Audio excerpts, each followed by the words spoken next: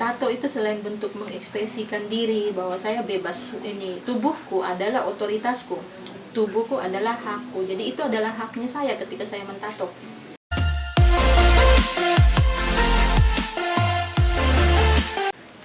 Oke, selamat pagi, selamat siang, selamat malam. Saya menyapa teman-teman sekalian. Apa kabar semuanya? Semoga semuanya sehat. Ini video kedua atau part 2 saya ngobrol dengan Kakak Fosa. Obrolan kali ini kita berbincang berkaitan dengan menggores di kulit, yaitu tentang tato. Saya rasa Kak Fosa tidak perlu memperkenalkan diri lagi karena di video sebelumnya sudah memperkenalkan dirinya. Kita langsung saja. Oke, Kak Fosa, terima kasih. Ini obrolan kedua. Kak Fosa memilih untuk tato itu karena apa? Memilih untuk tato. Iya, jadi tato itu untuk saya pribadi adalah satu bentuk ekspresi kebebasan sebagai seorang perempuan. Ini dimana bukan saya melepas ini identitas saya sebagai perempuan NTT yang mungkin sebagian orang berpikir bahwa perempuan NTT harus mulus, yang penting attitude-nya bagus segala macam, tapi saya ini tidak mau seperti itu. Bahwa perempuan NTT itu tidak sekedar cuma attitude, bagaimana dia berani mengekspresikan dirinya, bagaimana dia berani mengungkapkan kebebasan dan kemerdekaannya dia. Seperti itu. Jadi tato itu adalah suara kemerdekaannya saya sendiri sebenarnya. Oh iya, teman-teman, mentato bagi Kak Fosa ekspresi diri. Ya. Oke, Kak Fosa, ini yang perlu saya pengen tahu pandangan Kak Fosa di NTT, ya khususnya mungkin beberapa daerah lah ya. Saya pernah mendengar langsung bahwa perspektif orang kita di sana, ya orang tua, ya, bahwa mentato, apalagi Kak Fosa perempuan, ya kan, perempuan, seorang laki-laki saja mentato itu perspektifnya itu negatif atau tidak baik lah, tidak bagus ya. Tapi toh Kak Fosa ini perempuan memilih untuk sebagian dari kulitnya itu dihiasi dengan gambar-gambar. Nah, oke, maksudnya pandangan dari Kak Fosa tentang mentato itu dan menanggapi tanggapan masyarakat itu seperti apa? Jadi tato untuk seorang perempuan itu sebenarnya ditempatkan kepada kata tabu atau negatif. Ini perempuan tidak boleh mentato tubuhnya karena ini stigma yang hidup atau stigma yang ada di masyarakat. Perempuan dengan ini gambar di tubuhnya itu bukan sebuah seni, tapi lebih kepada negatif. Dilihat bahwa perempuan ini tidak baik, perempuan ini melakukan hal-hal yang di luar ini pemikirannya orang, bahwa dia melakukan sesuatu yang baik. Sudah negatif, pokoknya perempuan dengan tato itu pasti negatif. Dan sebenarnya tidak sih. Tato itu selain bentuk mengekspresikan diri bahwa saya bebas, ini tubuhku adalah otoritasku, tubuhku adalah hakku, jadi itu adalah haknya saya ketika saya mentato. Sekalipun saya tidak terlepas dari pemikiran negatif orang tentang seorang perempuan yang bertato adalah negatif, tapi yang saya harapkan orang tidak melihat saya seorang Trifosa dari tato itu sendiri. Saya mau orang itu melihat saya Trifosa sebagai seorang penari yang bisa berkarya sekalipun tubuh saya penuh tato.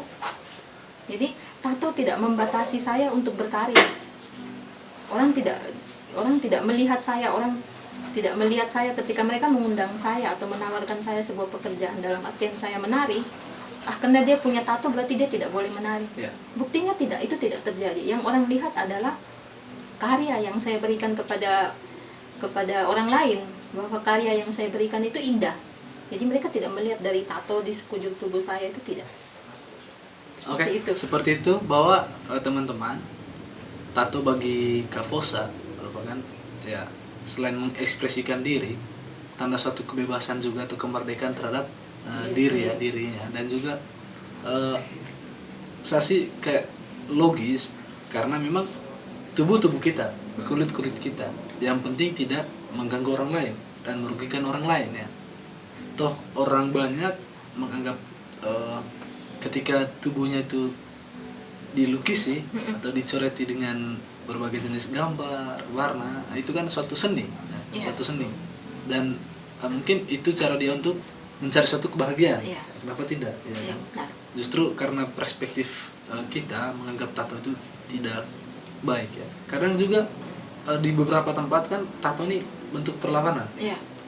Atau pernah dengar atau pernah mencari tahu itu? Iya. Oke, jadi ini belajar soal tato, sejarah tato di Indonesia selain Kalimantan itu ada ini NTT juga, itu iya. Malaka. Jadi ini zaman penjajahan itu perempuan Malaka mereka ini tato itu sebagai bentuk atau tanda atau simbol bahwa perempuan itu sudah bersuami atau perempuan itu ini sudah tidak perawan. Lalu ketika zaman penjajah itu ada di ini Indonesia, terlebih lagi waktu itu di Malaka, nah tato itu jadi satu bentuk, satu tanda, satu simbol perlindungan diri kepada ini apa ya, ini penjajahan dalam bentuk seksual. Jadi itu kepada tentara Jepang. Jadi ketika mereka melihat bahwa perempuan ini bertato, berarti dia sudah punya suami, dia sudah tidak perawan. Nah, pada akhirnya kebanyakan perempuan Malaka mereka mentato, mengalahkan rasa sakit itu untuk mentato tubuhnya sebagai bentuk perlindungan dan perlawanan kepada ini tentara Jepang. Ya. Jadi mereka melindungi dirinya, jadi tidak dijadikan budak seks untuk ini tentara Jepang itu. Dan tentara Jepang tidak akan menyentuh perempuan yang bertato tadi. Dalam artian mereka mengertinya sekalipun dia masih gadis, dia sudah tidak perawan dan dia sudah bersuami. Jadi tato itu satu bentuk perlindungan untuk ini, perlindungan diri dari perempuan Malaka untuk ini para penjajah sendiri, kayak gitu. Dan itu jadi satu tradisi sebenarnya di Malaka. Dan kenapa tidak ketika saya memilih tato, sekalipun itu bukan tato tradisional atau tato motif adat, ini kenapa saya harus terpenjara oleh stigmanya orang untuk tidak mentato tubuh saya? Karena itu adalah hak saya dan satu bentuk apa ya, yang tadi saya bilang bahwa itu kebebasan saya. Iya. Kak Fosa mungkin pernah di suatu ketika di tempat yang ramai begitu, Kak Fosa ada dan juga ada orang yang memang kayak melihat Kak Fosa itu sangat ini kayak perempuan tidak baik, tidak bagus gitu. Pernah tidak? Pernah, itu bahkan sering sih, sangat sering, bukan cuma di NTT, bahkan di Jogja sendiri. Ya kalau untuk orang luar NTT tidak masalah ketika melihat seorang perempuan dengan tato, ya walaupun nanti ada sentilan-sentilun, ya itu hal yang biasa.